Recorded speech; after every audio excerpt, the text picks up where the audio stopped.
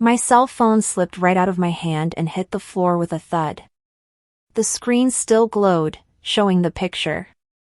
It was my daughter, Hope, in a wedding gown, smiling next to a man I barely knew. "Hope, did you get married?" "Yeah, Mama. Yesterday." On the other end of the line, I could hear the sounds of the street, cars, footsteps, voices, everything but excitement. "Why didn't you tell me? Why wasn't I invited?" "It was just a small thing, Mama. Only family." That word hammered in my head. Family. I picked up the phone, stared at that frozen smile on the screen, and understood. Maybe I had become an afterthought, a detail outside the frame. I deleted the picture, and in the silence that remained, a question formed that I still can't answer. What does a mother do when she stops being family? My name is Clara Mae Harrison, and for 67 years I believed family was everything. I raised my daughter Hope alone after my husband Elijah passed away. I worked cleaning houses for two different families, the Rodwells and the Millers, to pay for her college. I saved every single dollar so she could have the wedding of her dreams. I always imagined I'd be right there beside her at the altar holding her hand, watching her realize the biggest dream of any woman. But last Tuesday, as I was having my morning coffee and checking my phone, I saw a picture on Facebook that changed everything. There was Hope in a white dress next to her husband, Devin Hayes. The only people with them were his parents, Franklin and Eleanor Hayes. My eyes scanned every detail of that image multiple times. Hope was radiant, smiling like I had never seen her smile before. And the caption read, "Our special day, family complete." Family complete without me. There was no invitation, no conversation, no explanation. I found out my daughter got married the same way any stranger finds news on the internet. My heart broke in a way I hadn't even felt when Elijah passed. Sitting there in my kitchen in Atlanta with the mug shaking in my hand, I realized that to Hope I might no longer exist as a mother, but merely as an inconvenient memory of the past. I called her 3 times that day. They all went straight to voicemail. I sent messages pretending I hadn't seen anything, asking if everything was okay, if she needed anything. The response only came late that afternoon. "I'm fine, Mama. We'll talk later. We'll talk later." As if her own daughter's wedding was a minor issue that could be put off. That night, lying in bed staring at the ceiling, I realized I had spent my entire life being a mother to someone who no longer needed me. And in that silence of the early morning, a new Clara Mae began to wake up inside me. Over the next few days, memories came in like ocean waves. I remembered when Hope was 5 years old and got pneumonia. I worked all day cleaning the Rodwell family's home in Buckhead and sewed at night for the Miller family in Sandy Springs. For 15 days, I barely slept 3 hours a night, taking care of her, driving her to the doctor, buying those expensive medicines. When she finally recovered, she hugged me and said, "Mama, when I grow up, I'm going to get married, and you're going to be the prettiest maid of honor in the world." Those words had lived in my heart for more than 20 years. I also remembered her sweet 16 party. I had been saving for 2 years to throw her a memorable celebration. I sold some jewelry for my marriage. I worked extra shifts on the weekends. I deprived myself of basic things. We rented the Magnolia Room in the Midtown neighborhood. I bought the most beautiful dress I could find. I hired a great DJ. I prepared all the soul food myself. That day, Hope told me I was the best mother in the world, that she would remember everything I had done for her forever. The guests commented that the love was visible in every detail of the party. I thought about the everyday sacrifices. The mornings I got up at 5 o'clock to make her breakfast before school. The afternoons I spent helping her with homework, even though I hadn't finished high school myself. The nights I stayed awake, waiting for her when she was out with friends, worrying about her safety. The Sundays I brought a pot of collard greens and ham hocks to Auntie Dolores's house so Hope could spend time with her father's family. When she went to college to study business administration, I increased my work hours. I cleaned the Rodwell's house Monday through Friday, and on weekends I worked catering social events, serving tables. I wanted her to focus only on studying, not worrying about money. Every time my knees ached after so many hours on my feet or when my hands cracked from cleaning, I thought about the bright future Hope would have thanks to her education. During those college years, she began to change subtly. She didn't come straight home after class anymore. She had study sessions, group projects, extracurricular activities. On weekends, she went out with friends. I didn't know to places that were completely foreign to me.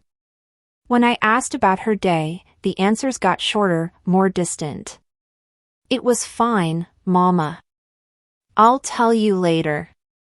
But later never came. It was during her final year of college that she met Devin Hayes. The first time she mentioned him, I noticed a special light in her eyes. She talked about him constantly, how smart he was, how he came from a good family, how he had ambitious plans for the future. I was happy to see her happy, but I also felt a pang of something I couldn't identify. Then it was as if Devin represented a world I didn't belong to, a future where there wouldn't be space for a mother who cleaned other people's homes. The first time Devin came over for dinner, I cooked baked mac and cheese, fried chicken, candied yams, cornbread, and sweet tea. I put in more effort than ever. I wanted to make a good impression. Devin was polite and courteous, but I noticed his eyes scanning our small home with an expression I couldn't decipher. Hope seemed nervous, constantly explaining things as if she had to justify our way of living. "Your house is very nice, Mrs. Harrison," Devin said when he left. But there was something in his tone that made me feel like he had said the opposite. That night, Hope told me I had been too intense, asking so many questions about his family, his job, and his plans. "Mama, not everyone is like us," sharing their whole life in the first conversation. That was the first time I felt I was being viewed as a problem to solve. From then on, Devin's visits became less frequent. When he came, the conversations were more superficial, more formal. Hope started spending more time with him, coming home later and later. Sunday family gatherings became occasional, then sporadic until they disappeared completely. "Devin and I have plans" became the most common phrase in her vocabulary. When Hope graduated, I was so proud I cried through the entire ceremony. She had achieved what I never could, finishing a college degree. She was going to have opportunities one never had. After graduation, we went to celebrate at a nice restaurant in Dekar. Devin had also invited his parents, Franklin and Eleanor Hayes. It was the first time I met them formally. Franklin was a manager at a big company in Sandy Springs. Eleanor had been a teacher for many years before retiring. They talked about trips, fancy restaurants, and Broadway shows.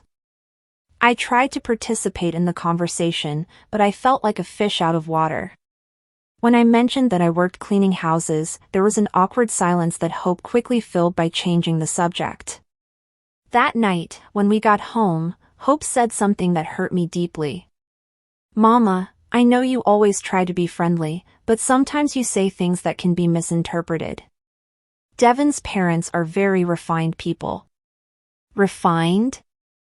That word stuck in my mind. I wasn't refined. My love, my sacrifice, my dedication, they didn't count for anything compared to money and formal education. The following months were marked by increasing distance. Hope got a job at a big international company. Devin also had a good job. They started talking about getting their own place, renting an apartment together. I supported the idea, though my heart was breaking inside. "Young people need their space," I said, faking enthusiasm. When they finally moved into an exclusive part of Atlanta, I was still welcome, but with schedules and conditions. "Mama, You better call before you come over to see if we're around. Hope told me. The spontaneity of simply showing up to visit my daughter was gone forever. Now I had to make an appointment as if I were visiting a doctor or a dentist. The visits became more and more spaced out. First every week, then every 2 weeks, then once a month. When I went, the conversation mainly revolved around their jobs, their plans, their friends. I listened with interest, but they rarely asked about my life. It was as if I only existed for them, as if my only identity was being Hope's mother. During the holiday season last year, I noticed Hope and Devin had started spending more time with the Hayes family. Well, Devin's parents have really beautiful traditions, Hope explained when I asked if they would come over for Christmas Eve dinner as we had always done, but next year we'll host, right? Next year never came. Or rather, it came without me. It was in February when Hope told me she and Devin were thinking about getting married. That's wonderful, baby, I exclaimed, feeling a mix of joy and anticipation. I immediately started making mental plans. The church, the dress, the flowers, the food. Have you set a date? How can I help? Mama, we want something simple, Hope said. But there was something evasive in her look. Nothing too elaborate. Weddings aren't as complicated as they used to be. I nodded, though I felt a small disappointment inside. I had dreamed for years of helping to plan my only daughter's wedding. The months passed and conversations about the wedding became vague and sporadic. When I asked about specific details, Hope always had the same answer. We're still looking into it, Mama.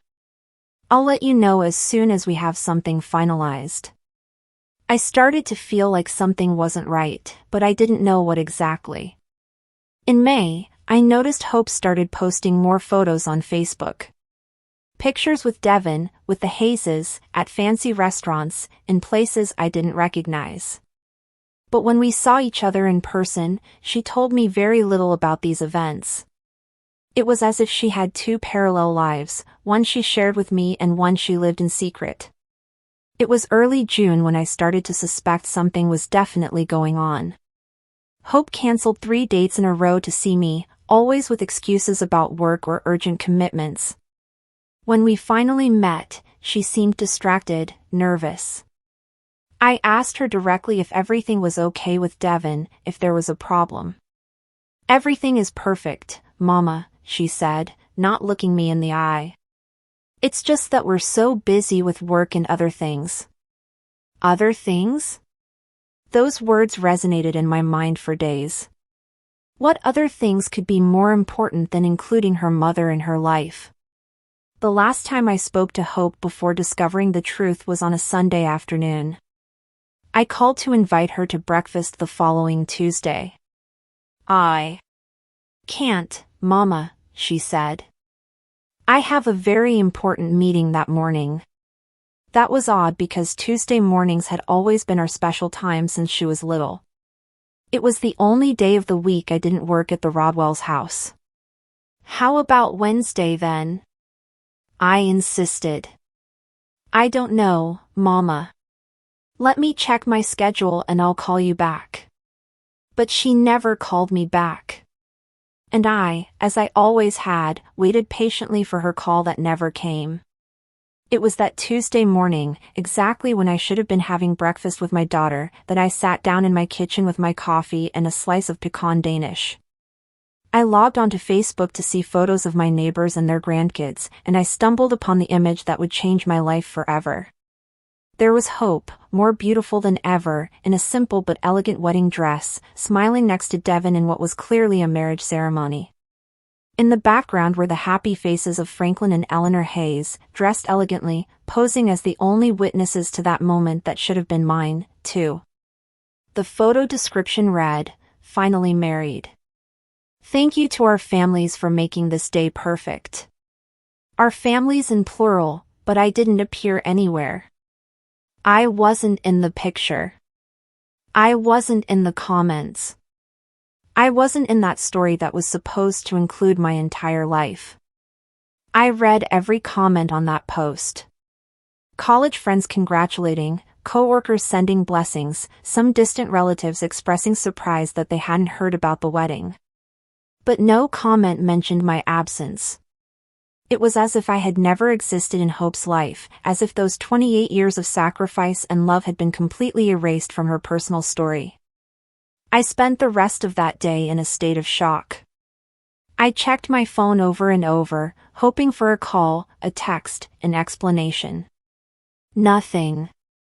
Hope had gone on with her normal life, posting honeymoon photos, thanking people for congratulations, sharing moments of happiness from which I had been completely excluded.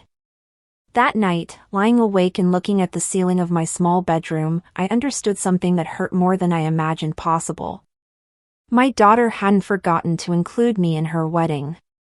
She had consciously excluded me. She had made a deliberate choice that I would not be part of the most important day of her life. And in that moment of painful clarity, I knew that my life, as I had known it until then, was over forever. But what Hope didn't know was that her mother, Clara May, had stored up much more than just pain during all those years of sacrifice. She had also stored a strength she herself didn't know she possessed, a dignity that had been dormant but never dead, and a capacity for decision that was about to change everything forever. The woman who got out of that bed on Wednesday morning was no longer the same woman who had patiently waited to be included in her daughter's life. She was a woman who had finally understood that some absences speak louder than any presence and that sometimes the greatest love a mother can show is respect for her own dignity. In that silent pre-dawn hour in Atlanta as the bells of St. Jude's Episcopal Church rang at 3 a.m., Clara May Harrison made the first completely self-directed decision she had made in nearly 30 years. If she was no longer welcome in Hope's life, then Hope would no longer be welcome in hers. But this story was just beginning, and what came next would change the lives of everyone involved in ways none of them could have imagined. The following days passed in a dense fog that prevented me from clearly seeing where my life was headed. Hope didn't call to explain, didn't show up at the house, didn't show any sign of remorse. She continued posting honeymoon photos from Cabo San Lucas, Mexico, as if nothing had happened, as if I were just another follower on her social media. Every new photo was a confirmation that I truly was no longer a part of her life. I tried to keep busy with household chores, with Wednesday Mass at St. Jude's, with talks with Mrs. Eleanor Rodriguez, my lifelong neighbor. But no matter how much I tried to hide it, the pain was always there, causing a deep ache in my chest, like a constant presence that made it hard to breathe. It was while sorting through old papers in the wooden trunk that had belonged to my mother that the memories came rushing back in full force. I found birth certificates, immunization records that I'd kept so carefully, and school report cards where Hope always got straight A's. I remembered every sacrifice. The early morning sewing dresses for ladies in the neighborhood to pay for Hope's English classes. The times I ate nothing but toast and jam so she could have meat on her plate. The birthday gifts I saved for all year to buy. I recalled the times she came home crying because her friends had designer clothes. And I would go to the sweet Auburn Curb Market the next day to buy exactly what she wanted, even if it meant delaying the rent that month. Through all those years, Hope always had an excuse for not fully including me in her life. First, it was her studies, then work, then her boyfriend Devin, who didn't get along with mothers-in-law. I always accepted. I always understood. I always adapted to her schedule, her whims, her decisions. But now looking back, I realized that I had become smaller and smaller in her life, occupying increasingly minimal spaces until I reached the point of not even knowing she was getting married. The Hope I raised, the one I loved unconditionally, the one I always put first, had become a stranger who only shared crumbs of attention with me when it suited her. That Thursday afternoon, as I organized family photos into a shoe box, I found one that made me cry harder than I had cried in years. It was from Hope's confirmation ceremony. She was 8 years old. She wore a beautiful white dress that I had asked a local seamstress to make. In the photo, Hope was hugging me tightly and smiling with a pure, genuine happiness. I was smiling, too. But now I could see in my eyes from that time something I had lost. The certainty that I was loved unconditionally by my daughter. I remembered that day perfectly. I had saved for 6 months for that celebration. I rented the Magnolia Room Hall. I invited the whole family. I prepared barbecue, potato salad, sweet tea, and a huge red velvet cake I specially ordered. Hope felt like a princess, running from table to table, introducing me to everyone as my mama, the most beautiful in the world. That night, when everyone had left, she helped me pick up the dishes and said, "Mama, when I grow up and have my own parties, you're always going to be the most important person. Always." Tears ran down my cheeks as I held that photograph. What happened to that little girl who promised me I would always be the most important person? When did I become so insignificant that I didn't even deserve to be present at her wedding? I continued looking through the photos and found another one that hurt just as much. Hope at 15, the day of her sweet 16 party. We had rented a hall in the Midtown neighborhood. There was a DJ, food for 150 people, and a live band for the waltz. I had worked double shifts for a whole year to give her that party. I cleaned houses by day, babysat children at night, sold sweet potato pies at the farmer's market on weekends, all to see her happy, to give her the celebration she deserved. In that photo, Hope and I were dancing together, mother and daughter, during one of the songs. She had asked me to play a song she called our special song. "Mama, you used to sing this to me when I was little and sick, and it always made me feel better," she had told me. "I want us to dance to it together so everyone knows how much I love you." Those words echoed in my mind like sounds from another life. How had I gone from being the person who comforted her when she was sick to being someone she was ashamed of in front of her new family? I kept looking and found a letter Hope had written me when she was 18, just before starting college. She had written it on pink paper with careful handwriting full of little drawn hearts in the margins. It read, "Dearest Mama, tomorrow I start a new stage in my life. But I want you to know that nothing I achieve will be possible without everything you have done for me. You are my hero, my role model, the bravest woman I know. When I grow up, I want to be a mother like you. Loving, sacrificial, who always puts family first. I love you with all my heart and you will always be the most important person in my life. Your loving daughter, Hope." I read that letter 3 times before I could believe what I was reading. This was the same person who had just excluded me from the most important day of her life. The same one who had promised me I would always be the most important person. I sat on my bed with a letter shaking in my hands and cried like I hadn't cried since the day I buried Elijah. I cried for the girl who wrote those words and for the woman she had become. I cried for all the dreams I had about being the mother of the bride. I cried for all the times I imagined helping her choose the dress, organizing the bridal shower, walking her down the aisle. I cried for the mother-daughter relationship I thought we had, which apparently only existed in my imagination. After the crying came the rage, a rage I had never felt in my 67 years. How dare she treat me like this after everything I had done for her? How could she be so cruel, so ungrateful? I had sacrificed my youth, my social life, my own dreams, all for her. I had worked until my bones ached so she could have opportunities one never had. And this was how she repaid me with humiliation, exclusion, and oblivion. But after the rage came something worse, shame. I started asking myself if somehow it was my fault. Had I been too intense, too clingy, too unsophisticated for Hope's new refined life? I remembered the faces of Franklin and Eleanor Hayes when they met me. That subtle expression I hadn't been able to interpret then, but that I now understood clearly. Pity mixed with discomfort. To them, I was the embarrassing mother-in-law who had to be tolerated, not accepted. I got up from the bed and looked at myself in the vanity mirror. There was Clara Mae Harrison, 67 years old, gray hair, hands rough from so much work, wrinkles around my eyes that spoke of years of worry. I wasn't elegant like Ella Laner Hayes. I hadn't traveled the world.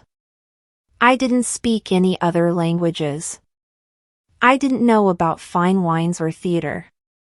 I was a simple woman who had done the best she could with what she had. But did that make me less valuable? Did that justify my own daughter treating me like I didn't exist? I couldn't sleep that night. I stayed awake thinking about all the signs I had ignored, all the moments I should have realized I was losing my daughter, the family dinners that became sporadic, the phone calls that got shorter, the visits that required prior appointment. Everything had been gradual, so subtle that I hadn't realized I was being systematically excluded from Hope's life. On Friday morning, I decided to call my sister, Auntie Rosa, who lives in Birmingham, Alabama. I needed to talk to someone, vent, ask for advice. Auntie Rosa had always been the most direct of my sisters, the one who told things straight. "She got married without telling you," Auntie Rosa shouted when I told her what had happened. "That girl is crazy. How can a daughter do that to her mother?" I told her the whole story from the first changes in Hope's attitude to the discovery of the wedding on Facebook. Auntie Rosa listened without interrupting, which was rare for her. "Clara Mae," she finally said in a serious voice, "I always told you that you gave too much to that girl. You spoiled her since she was little. You put her on a pedestal, and now you see the consequences. Kids need boundaries. They need to understand that respect is earned and maintained." Her words hurt because I knew they contained some truth. I had always indulged Hope. I had always given in to her tantrums. I had always put her needs before mine. But I had done it out of love because I wanted her to have everything I couldn't have. So what am I supposed to do now? I asked, sobbing. "Now you're going to do what you should have done years ago. You're going to live for yourself," Auntie Rosa replied firmly. "Hope has already made her decision about what place you occupy in her life. Now it's your turn to decide what place she occupies in yours." After hanging up with Auntie Rosa, I sat in the kitchen for hours thinking about her words. She was right. Hope had clearly demonstrated what place I occupied in her new life. None. It was time for me to also make a decision about what place she would occupy in my new life. On Saturday morning, as I drank my coffee and ate my pecan Danish, my phone rang. It was a number I didn't recognize, but when I answered, I heard Hope's voice. "Mama, how are you?" she asked in a cheerful voice, as if nothing had happened. "Guess what? We're back from our honeymoon. Cabo was amazing. Devin and I want to stop by this afternoon to tell you everything." To tell me everything? After 2 weeks of silence, after excluding me from her wedding, now she wanted to tell me everything as if I were a casual friend she was catching up with about her vacation. "What time are you planning to come?" I asked. "Around 5. We'll bring pictures and some gifts we bought you." Souvenirs from Cabo San Lucas could compensate for the greatest humiliation of my life. "All right," I said. "I'll be here." After hanging up, I stood there with the phone in my hand, feeling a mix of emotions I didn't know how to manage. Part of me was happy to finally see my daughter, to be able to hug her and tell her how much I had missed her. But another part of me, a part that grew with every passing hour, was furious at the coldness with which she had treated me, at the casual way she assumed everything would be fine after what she had done. I spent the rest of the day cleaning the house, making sweet tea, buying fresh pecan Danish from the local bakery. It was what I always did when Hope came to visit. I made sure everything was perfect to receive her. But this time, as I mopped the floor and dusted the furniture, I wondered why I was still trying so hard for someone who clearly didn't value my efforts. At 5 on the dot, Hope and Devin arrived. Hope looked radiant, tanned from the beach sun, wearing new clothes, and looking completely happy. Devin wore a courteous but distant smile, the same one he always had when he came to my house. "Mama," Hope cried, hugging me as if we were the best friends in the world. "I missed you. Look how tanned I got." I hugged her back, inhaling her expensive perfume, which wasn't the same one she used when she lived with me. Everything about her was different. Her clothes, her hairstyle, her way of speaking. It was as if the Hope I knew had been replaced by a new, improved version that didn't include me. "Have a seat," I said. I served them sweet tea and offered them fresh pecan Danish. "Oh, Mama, this looks so good," Hope said, but I noticed she barely touched the pastry. She probably didn't eat that kind of thing anymore. Her new sophisticated life didn't include treats from the neighborhood bakery. "All right, tell me everything," I said, sitting across from them in my small living room. "How was the wedding?" Hope exchanged a quick glance with Devin before answering. "It was very nice, Mama. Very simple, just like we wanted. Nothing too elaborate." "Oh, and where was it?" I asked, though my heart was already shrinking. "In a beautiful little chapel indicator. Very intimate, very private, just us and Devin's parents as witnesses. Just them and Devin's parents, as if I didn't exist, as if 23 years of raising her didn't give me the right to be there." "And why didn't you tell me anything?" I finally asked, my voice trembling. Hope sighed and put on the face she used to make when she was a child, caught doing something wrong. "Mama, it all happened so fast. You know how those bureaucratic things are." Suddenly, the date came up and we decided not to complicate things. Besides, I never liked big parties. It was a lie. Hope had always loved big parties. Her sweet 16, her graduation, all the celebrations we had shared had been with lots of guests, lots of food, and lots of joy. But now, for her wedding, she had decided she wanted an intimate affair that didn't include me. "But Mama," Hope continued in a syrupy voice, "that's why we came today, to celebrate with you. Look at all the gifts we brought you." She pulled out a bag full of typical souvenirs from Cabo, a ceramic ashtray, some seashells, a t-shirt that read, "I love Cabo," some coconut candies, gifts they had probably bought at the airport. Thinking, oh, we have to bring something back for Hope's mom. "Thank you, baby," I said, feeling like each gift was a slap in the face disguised as kindness. We spent 2 hours talking about the honeymoon, the places they visited, the fancy restaurants where they ate, the activities they did. It was like looking at vacation photos of strangers. I nodded, smiled, and asked appropriate questions. But inside, I felt like something was breaking for good. When they left after vague promises to see each other soon and an invitation to see the new apartment, I was left alone in my living room, surrounded by the cheap souvenirs, feeling the weight of the silence they had left behind. That night, as I stored the gifts in a drawer where I knew I would never see them again, I made a decision that would change everything. If Hope could live without including me in the important moments of her life, then I could also learn to live without including her in the important moments of mine. And in that silence of the early morning, with my heart still hurting, but with a new determination growing inside me, I started planning the first step of my new life. A life where I was the protagonist, not just the sacrificial mother waiting for crumbs of attention. The Clara May who had waited all her life for others to decide her place in the world died that night. The one who would wake up the next day would be a completely different woman. A woman who had finally understood that respect is taught by example and that sometimes the greatest love a mother can show is love for her own dignity. Sunday dawned with a clear sky that completely contrasted with the storm I carried inside. I got up earlier than usual at 5 a.m. and for the first time in weeks, I didn't feel that heaviness in my chest that had accompanied me since I discovered the wedding. In its place was something different, a cold clarity I had never experienced before.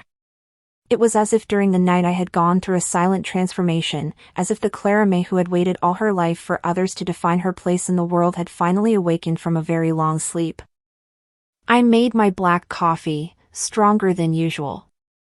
I needed my mind to be completely clear for what I was about to do.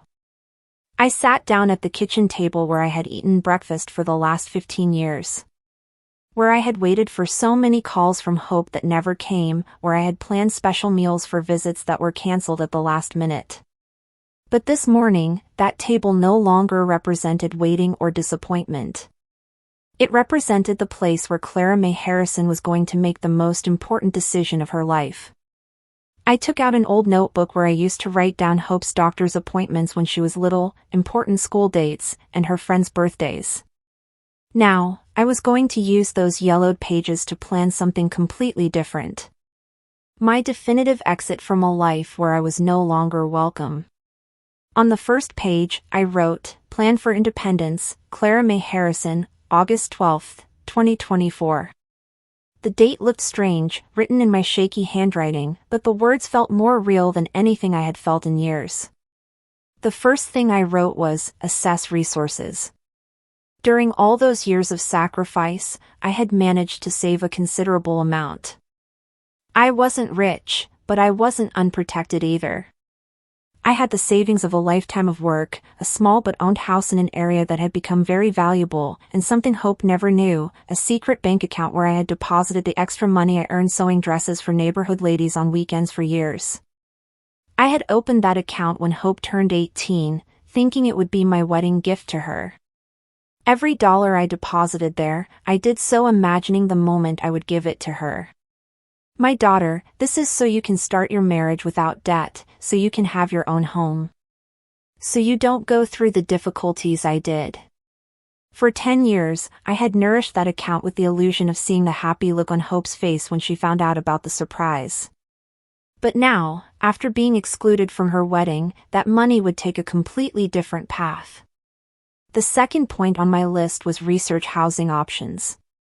I couldn't stay in this house where every corner reminded me of the years of waiting, where every phone call would make me think it might be Hope seeking reconciliation.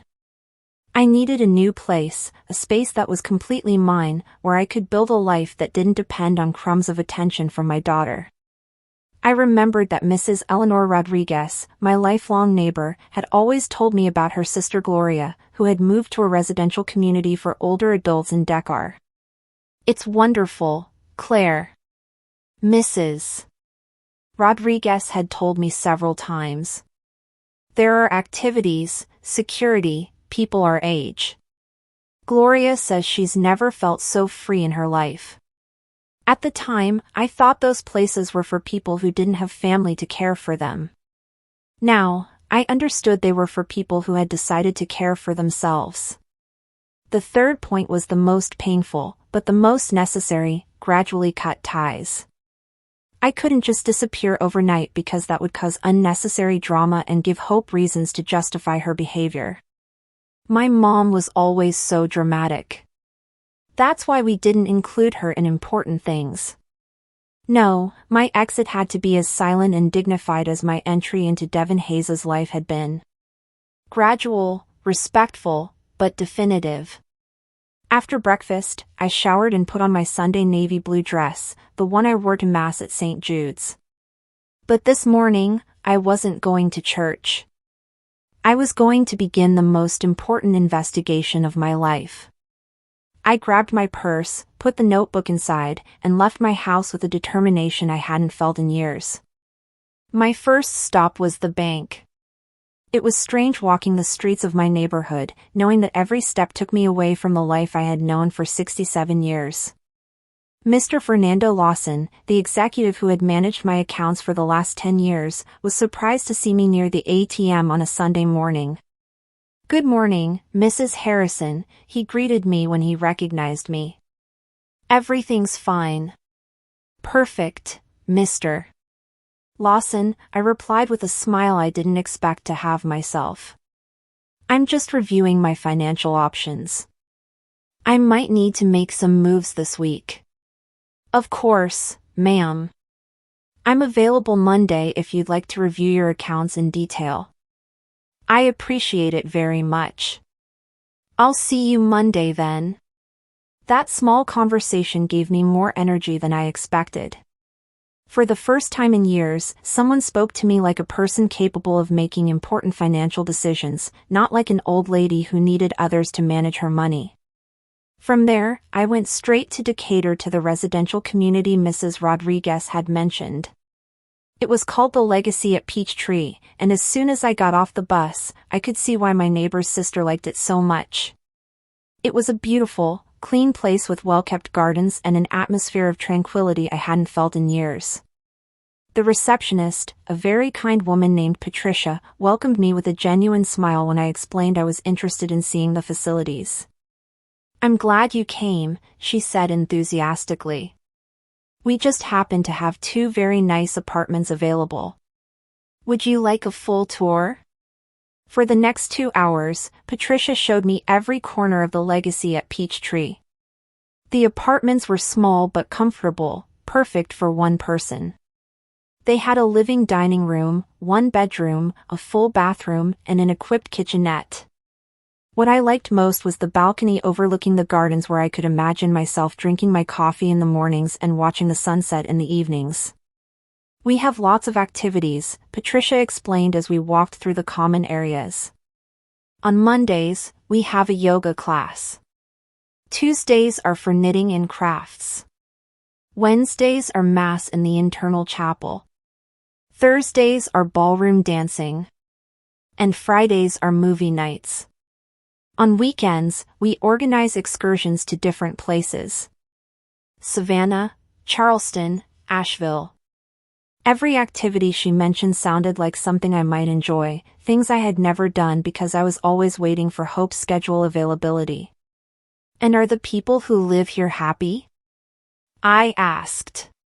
"Look, Mrs. Harrison," Patricia told me honestly, "most of our residents come here after complicated family situations. Some have lost their partners. Others have children who live far away. Others simply decided they wanted to live with more independence. At first, many arrive sad, nostalgic. But after a few months, you see them and they seem like different people. Happier, more active, more, how should I put it, more alive." Her words resonated deeply with me.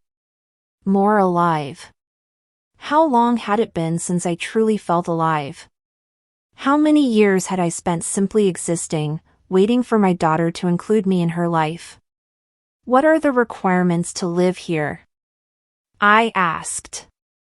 Patricia explained the whole process.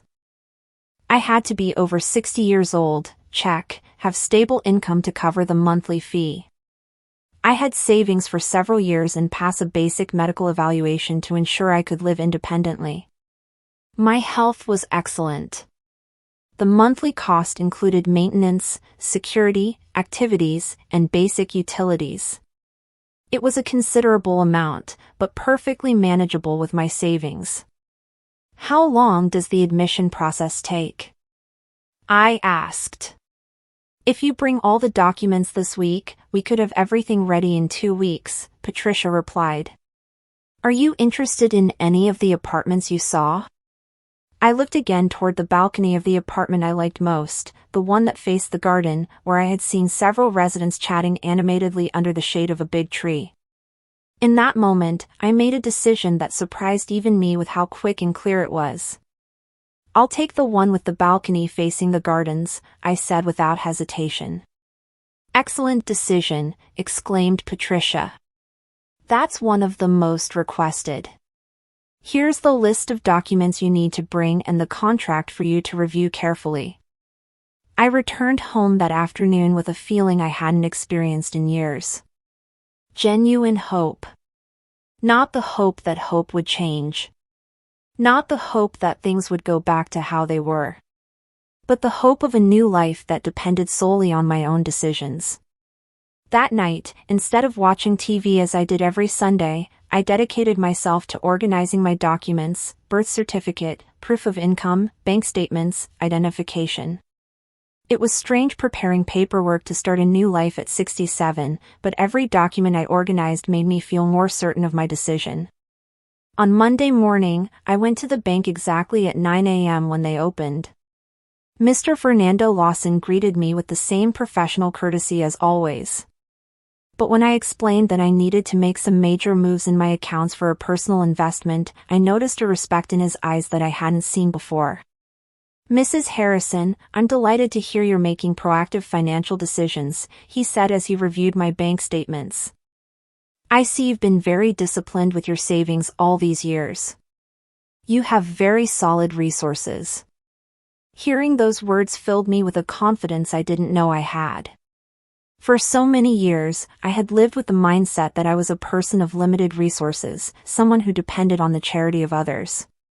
But the reality was that I had worked hard, saved diligently, and built a solid financial foundation without anyone's help. "I need to make a significant transfer to my checking account," I explained. "And I also want to know about safe investments that give me monthly income." For the next hour, Mr. Lawson explained different investment options that could give me regular income without touching the principal capital. It was information I had never sought out before because I always thought my money was meant exclusively for emergencies or for helping Hope. Now I saw that I had options, that I could make my money work for me instead of just keeping it for others. From there, I went directly to the office of Mr. Michael Sanders, a lawyer Mrs. Rodriguez had recommended to me years ago when I had trouble with some house documents. I needed to make sure all my assets were in order, and more importantly, I needed to update my will. "Mrs. Harrison, what brings you here?" Mr. Sanders asked when I entered his office. "I need to update my will and better organize my assets." I told him directly if he was surprised by the nature of my visit. He didn't show it. For the next 40 minutes, we reviewed all my property documents, bank accounts, and insurance policies. It was impressive to see it all together. I really had built a considerable estate through pure work and discipline. "Do you have any specific changes in mind for the will?" he asked.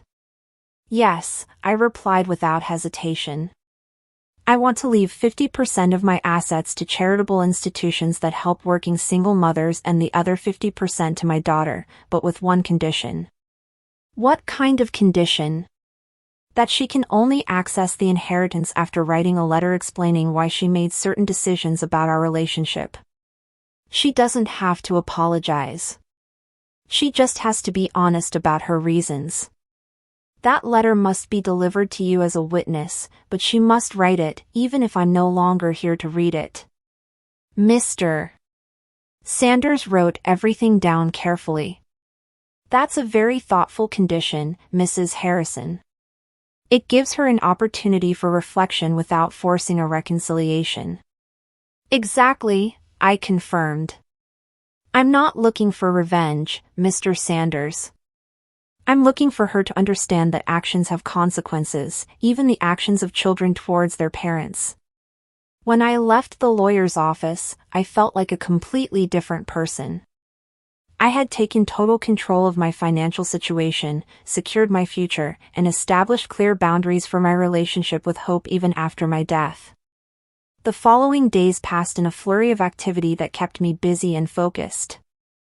I hired a moving service to assess my belongings. I decided to keep only the essentials.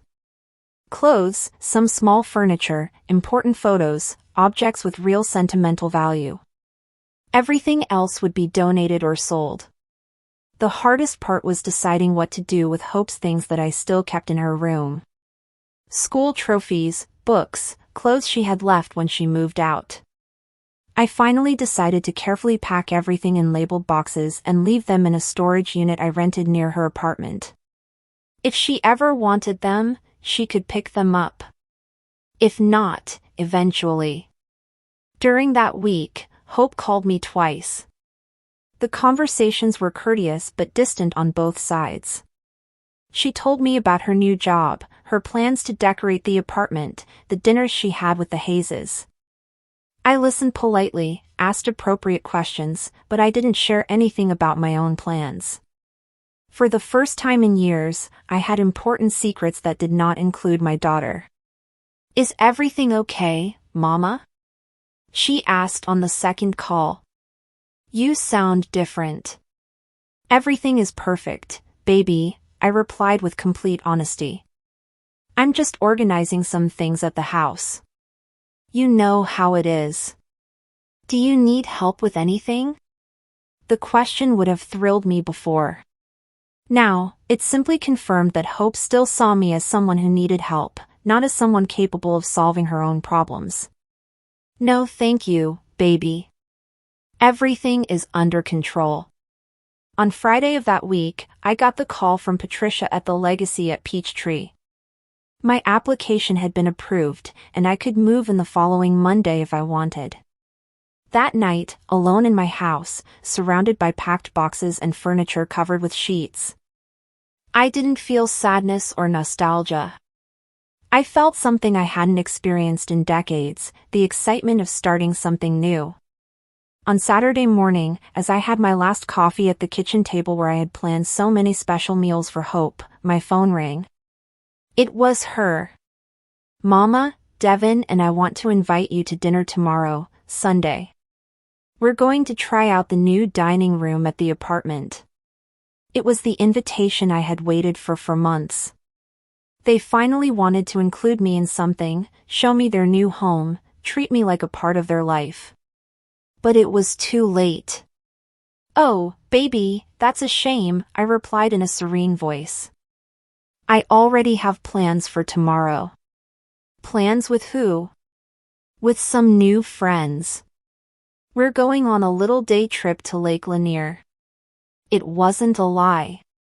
The residents of the Legacy at Peachtree had a trip scheduled for Sunday, and I had already signed up. "But Mama, we can change it to another day. It's important to us that you see our home." "Thank you, baby. But I'm already committed. Maybe another time when I have more time." There was a long silence on the other end of the line. Hope was not used to me having plans that didn't involve waiting for her. "Well, okay. We'll organize something later." "Sure, baby. Have a wonderful dinner." When I hung up, I stayed seated in that familiar kitchen for the last time, smiling with deep satisfaction. For the first time in my life, Hope had had to adjust to my schedule instead of me adjusting to hers. It was a small change, but it symbolized a much bigger transformation. Clara Mae Harrison had stopped being a woman waiting to be included and had become a woman who had her own life, her own plans, her own happiness. On Sunday night, after returning from a beautiful day trip to Lake Lanier, where I had met 3 lovely women who would become my new neighbors, I packed my last personal belongings.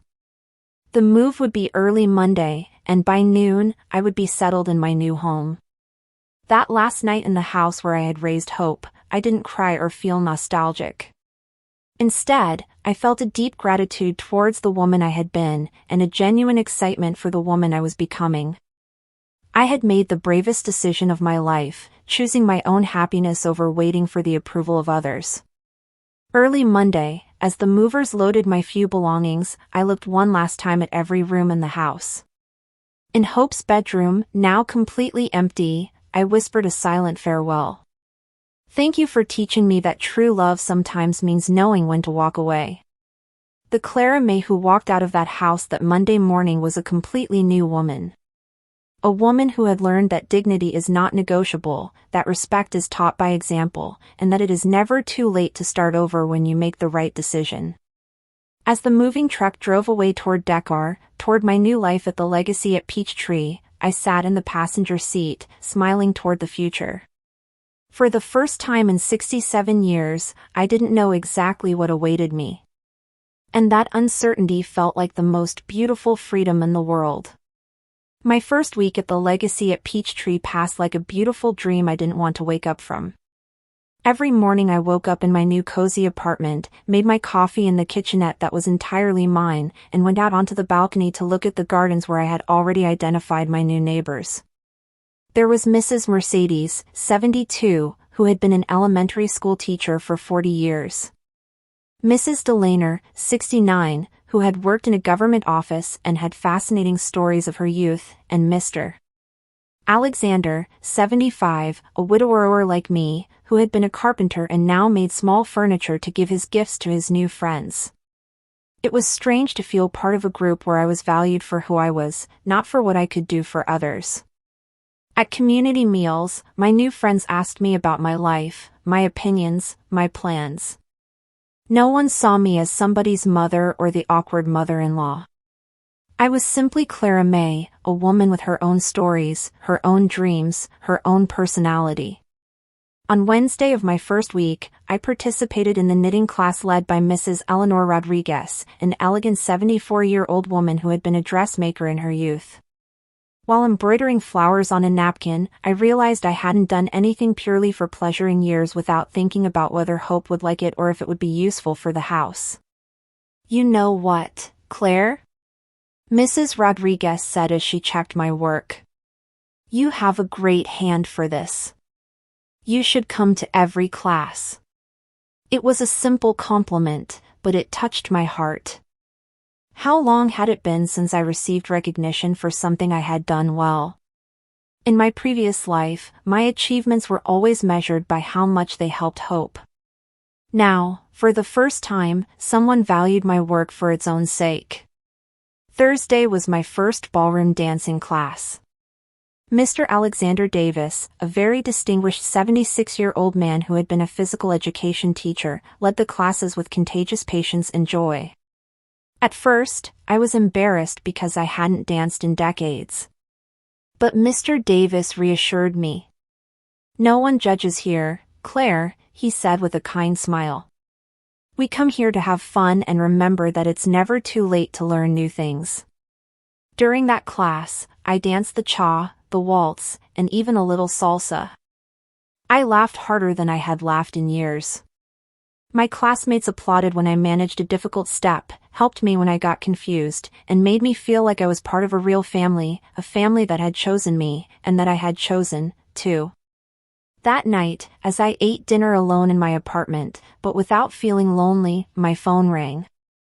It was Hope. "Mama, where are you?" she asked, her voice frantic. "I went to the house and it's completely empty. The neighbors said you moved out. What is going on?" Her voice had a mix of confusion and panic that I hadn't heard since she was little and got lost at the market. For a moment, my maternal instinct wanted to reassure her immediately, explain everything, assure her that I was fine. But the new Clara May, who had emerged in these last few weeks, kept her composure.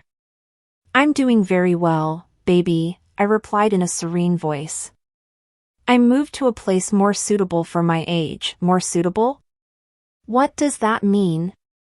Why didn't you tell me anything?" "Because they were personal decisions that didn't require your approval," I said firmly, but without aggression. There was a long silence on the other end of the line. Hope was not used to me making important decisions without consulting her, even though she had been making hers for years without consulting me. "Where are you living now?" "In a place where I'm happy, baby, that's what matters." "Mama, you're scaring me. This isn't normal for you. Are you mad at me about something?" The question would have disarmed me before.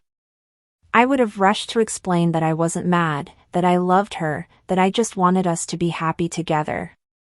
But now, I saw that question for what it really was, an attempt to return to the old dynamic where I was responsible for managing her emotions. "I'm not mad, Hope. I'm living my life." "What does that mean?" "It means I finally understood that I have the right to make my own decisions, to have my own plans, to be happy without depending on the approval of others." Another silence. I could imagine Hope on the other end trying to process this version of her mother she didn't know. "Can you tell me where you are? Devin and I are worried." Devin and I. It was always Devin and I, as if they were a single entity making joint decisions about my life. But there was something in Hope's tone that was different. For the first time in a long time, she seemed genuinely worried about me. Not just annoyed because I wasn't available when she needed me. "I'm at the Legacy at Peachtree in Dakar," I finally told her. "It's a very nice residential community for people my age." "A retirement home?" The word bothered me, but it didn't surprise me. To Hope, any place where older people lived was automatically a retirement home. "No, baby. It's a place where I live independently, but with the company of people who are at the same stage of life as me. I have my own apartment, my own activities, my own social life." Social life. There was genuine surprise in her voice, as if she had never considered that I could have a social life independent of her. "Yes, Hope. I have new friends, activities I enjoy, plans that don't include waiting for you to have time for me." The words came out more direct than I had planned, but I didn't regret saying them. It was time for Hope to understand the consequences of her decisions. "Mama, we have always had time for you. Did you really have time to include me in your wedding?" The silence that followed was long and heavy. It was the first time I had directly mentioned the wedding exclusion, and we both knew it was the elephant in the room that had been present in all our subsequent conversations. "Mama, I already explained that it all happened so fast, that it was a very simple thing." "Hope." I interrupted her with a firm but calm voice. "I'm not interested in hearing any more excuses. What happened happened. I'm not looking for apologies or explanations. I just want you to understand that decisions have consequences." "What kind of consequences?" "The consequence that I finally understood that I'm not a priority in your life, and I've decided that you won't be a priority in mine either." The words came out with a clarity that surprised me. There was no anger in my voice, no resentment, only a quiet honesty that made me feel freer than I had felt in years. "Does that mean you don't want to be my mother anymore?" The question hurt because I could hear the little girl behind the adult woman, but it also strengthened me because it reminded me that Hope knew exactly what she had lost. "I will always be your mother, baby. But I will no longer be the mother who waits for crumbs of your attention. I will no longer be the mother who accepts any treatment just to be present in your life. If you want a relationship with me, it will have to be a relationship of mutual respect." "And what would that look like?" It was the first time Hope specifically asked what I wanted from our relationship instead of simply assuming I would adapt to whatever she offered. "I don't know yet," I answered honestly. "But I know it can't be like before." After hanging up that night, I sat on my balcony watching the lights of Dakar, feeling a mix of sadness and liberation. It had been the hardest conversation of my life, but also the most necessary. For the first time, I had set clear boundaries with my daughter. I had expressed my feelings without trying to protect hers. I had placed my dignity above my desire to keep the peace. The following days passed without news from Hope, and for the first time, her silence did not cause me anxiety. I was too busy discovering my new life to worry about interpreting her lack of communication. On Friday, I participated in the weekly excursion to downtown Atlanta, where we visited the Georgia State Capitol and ate at a traditional soul food restaurant near Centennial Olympic Park.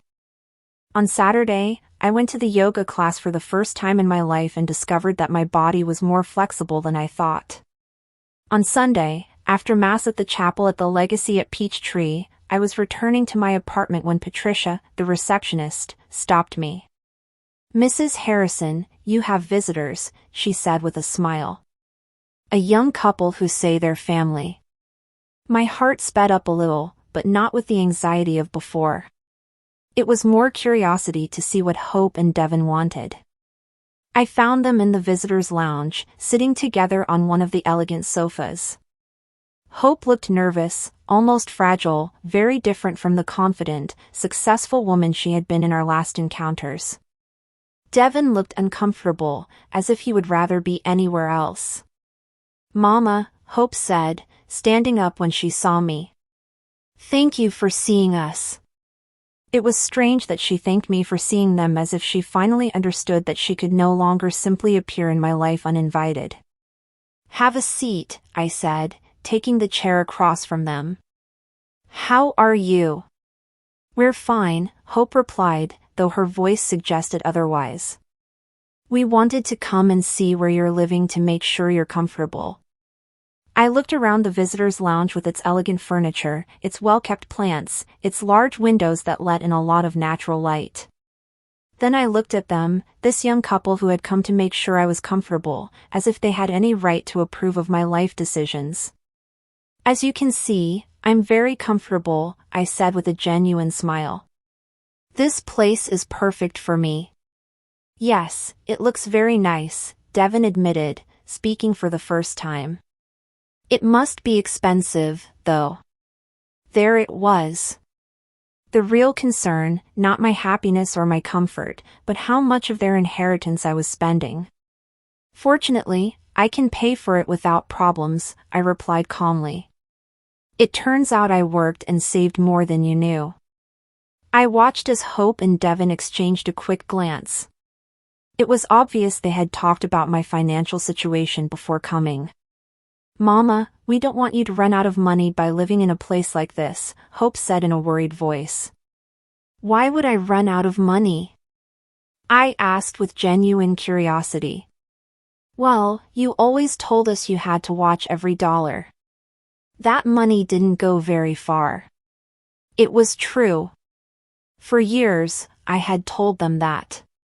But what I never explained was that it didn't go far because I constantly prioritized their needs over mine, because I saved money for their emergencies instead of spending it on my own comfort.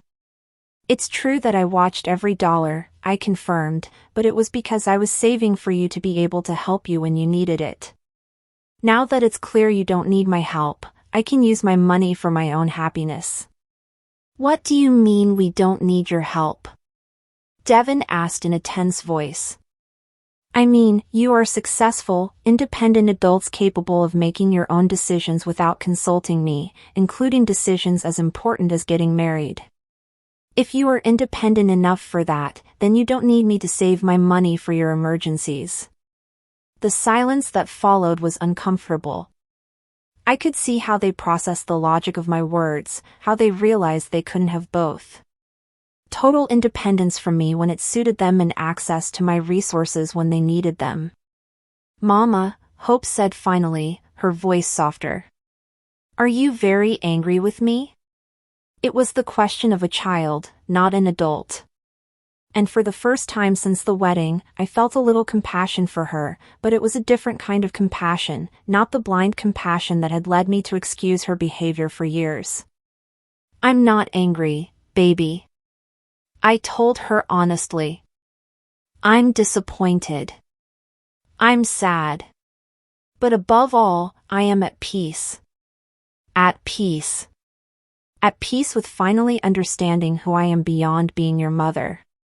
At peace with having discovered that I can be happy without depending on your approval or your attention." Hope remained silent for a moment, and I could see tears starting to form in her eyes. "Does that mean you don't love me anymore?" It was the question I had been waiting for, and I had the answer ready. "I love you more than you can imagine, Hope. But I've learned that loving someone doesn't mean allowing them to disrespect you. I've learned that true love includes boundaries, includes dignity, includes mutual respect." "And what can we do to fix this?" Devin asked, speaking for the first time as if he truly cared about the answer. I looked at both of them. This young couple who had come to fix the situation, probably hoping that with a visit and a few apologies, everything would return to normal. "There's nothing to fix," I said calmly. "I'm not broken. I'm not sick. I'm not acting out of spite. I am simply living the life I deserve to live." "But can we still be family?" Hope asked, her voice trembling. "We will always be family," I assured her. "But it will be a different kind of family. One where we respect each other, where we include each other in the important things, where we treat each other as equal adults. How do we know what you expect from us? Devin asked. It was a practical question, and I appreciated his honesty. Hope knows how to treat me with respect, I replied, looking directly at my daughter. She did it for many years when she was younger. She just needs to remember how to do it. Hope nodded slowly as if finally understanding that there was no quick fix, that she would have to do real work to rebuild our relationship.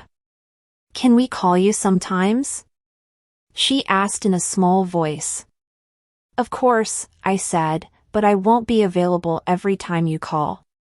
I have my own life now, my own activities, my own commitments. It was strange saying those words. For 67 years, I had never had commitments I couldn't cancel for Hope. Now I had knitting classes, excursions, dinners with friends, a social life that was important to me. When they left that afternoon, after vague promises to maintain better communication and do things differently, I stayed seated in the visitors' lounge for a while longer, processing what had happened. There had been no dramatic reconciliation, no tears of remorse, no promises of immediate change. But there had been something more valuable. Recognition. For the first time, Hope had recognized that she had treated me poorly, that she had made decisions that hurt me, and that she would have to make a real effort if she wanted a relationship with me. That night during the community dinner in the dining hall at the Legacy at Peachtree, my new friends asked me about my visitors. Everything okay with the family? Mrs. Mercedes asked with genuine concern. Everything is exactly as it should be, I replied with a smile. For the first time in years, everything is exactly as it should be. And it was true. I didn't know if Hope and I would ever have a close relationship again. I didn't know if she would truly change or if she would simply learn how to manage me better. But I knew that I had changed forever and that no matter what happened to our relationship, I would be fine. The Claire who had waited for years for her daughter to include her in her life had died forever. In her place, a woman had been born, who knew her worth, who had her own dreams, who was capable of being happy with or without the approval of others. And that transformation, painful as it had been, was worth more than any reconciliation that required me to return to being the small, subservient woman I had been before. For the first time in my life, I was free. And that freedom felt like the most beautiful gift I had given myself. Today, 6 months later, I wake up every morning in my small but cozy apartment. I look out the window and see a different world. It's not a world without pain, but it's a world where I choose who is part of my story. I tend to my plants on the patio. I read the books I always wanted to read. I frequent the new chapel where no one knows me as Hope's mother. I am simply Clara Mae Harrison, a 67-year-old woman who is learning to live for herself after decades of living exclusively for others. Sometimes I get calls from unknown numbers that I know are Hope trying to reach me through other people's phones. I hear her voice on the answering machine, always crying, always apologizing, always promising she will change. But some exclusions cause pain too deep to be healed just with words. Some rejections are too final to be forgiven with simple remorse. Hope had the opportunity to include me in the most important moment of her life, and she chose to leave me out. Now I choose to leave her out of my new life.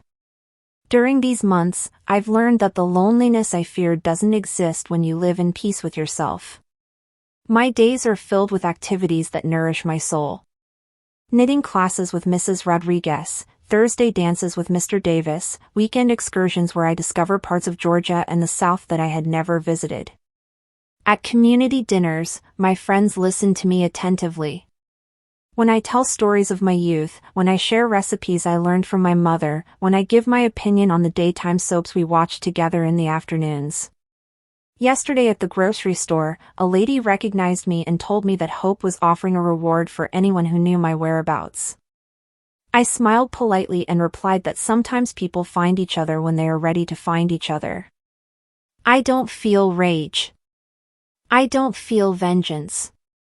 I don't feel hatred. I feel only the peace of someone who made the right decision at the right time. Hope learned in the most painful way possible that mothers also have feelings, that love has boundaries, and that some doors once closed never open again. Last week, I received a very formal letter delivered by a lawyer. It was from Hope, typed with no tears to smudge the ink, no shaky handwriting of emotion. In that letter, my daughter explained with a coldness that surprised me her reasons for excluding me from the wedding. She said it had been a practical decision that the Hayeses had insisted on a small ceremony, that they hadn't wanted to hurt my feelings, but hadn't wanted to create conflicts with her new in-laws either. I read that letter 3 times before fully understanding what I was reading. Hope had reduced the most painful moment of my life to a practical decision. She had turned my exclusion into a matter of family diplomacy. There was no recognition of the harm she had caused me. There was no understanding of the sacrifice it had been for me to raise her alone. There was no gratitude for the years of unconditional love I had given her. That letter confirmed something I already knew in my heart. The Hope I had raised, the girl who promised me I would always be the most important person in her life, had disappeared forever. In her place was a woman who viewed our relationship as a social obligation that could be managed with efficiency, not as a sacred bond that deserved care and respect. I put the letter away in a wooden box along with some old photographs that had resisted time. Not out of spite, but because some words only need to be read, not answered. A mother's love doesn't end. It just changes form. My love for Hope transformed into something different: respect for my own dignity, care for my own happiness, protection for my own peace. This morning, as I water the plants on my patio and watch the sunrise over Dakar, I think of all the women who, like me, have spent their lives waiting to be valued by others. I think of the mothers who sacrifice their dreams for children who later see them as awkward burdens. I think of the grandmothers who babysit for children who then tell them they're interfering too much. I think of all of us who learned that our worth depended on how much we could give to others, never on how much we deserved to receive. To all those women, I would tell them what I now know. It's never too late to choose your own happiness. It's never too late to set boundaries. It's never too late to decide that you deserve respect, that you deserve consideration, that you deserve to be treated as the valuable person you have always been. The freedom I feel now was not born of punishing Hope, but of freeing myself. It was not born of revenge, but of self-respect. It was not born of hatred, but of the self-love that had been dormant for too many years. Last night, after community dinner, Mrs. Mercedes asked me if I ever regretted making this decision. "Don't you miss your daughter?" she asked with the kindness of someone genuinely concerned about my well-being. "I miss the daughter I thought I had," I replied honestly. "But I don't miss the relationship we actually had, because that relationship was slowly killing me. It is the purest truth I have ever spoken. For years, I lived a fantasy where I believed Hope loved me the same way I loved her. The reality is that to Hope, I was a convenience when she needed me and a nuisance when she didn't. Accepting that reality was painful, but it was also liberating. Today, I write these words from my patio with the sound of the community garden fountain in the background, with the scent of the begonia I planted last week, with the certainty that I chose the right path. I don't know what the future holds, but I know it will be a future where my happiness will not depend on the decisions of others. Sometimes the greatest acknowledgement is the silence one chooses to maintain. And in that silence, Clara May Harrison finally found her voice, her strength, and her peace. Did you like the story? And which city are you listening from? Let's meet in the comments. If you like the story, you can support me by sending a super thanks so I can keep bringing more stories like this. Thank you so much for your sweet support. I'm looking forward to your comments on the story. On the screen, you can see 2 new life stories that I highly recommend. There's so much more on my channel. Don't forget to subscribe. See you in the next life story. with love and respect.